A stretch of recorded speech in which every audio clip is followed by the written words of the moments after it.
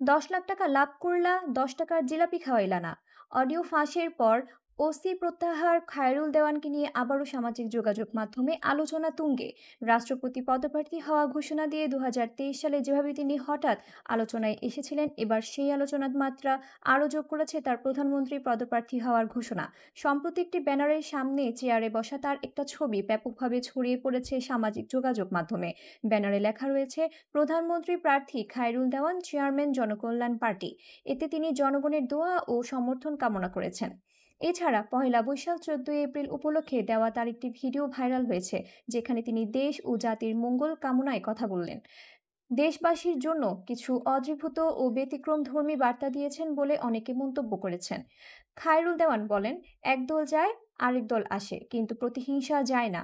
রাজনীতি মানেই সেবা, রাজনীতি মানেই প্রতিহিংসা থেকে বিরত থাকা।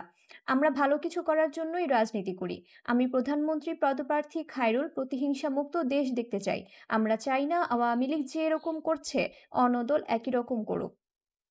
তিনি আরও বলেন, আমরা জনগণ আওয়ামী লীগ বুঝি না, বিএনপি বুঝি না, জামায়াত বুঝি না, নাগরিক পার্টি বুঝি না, ছাত্র বুঝি না। আজকের পর থেকে যারা মানুষের গায়ে হাত দিবা, পুলিশের গায়ে হাত দিবা, তাদের হাত পা ভেঙে দেব।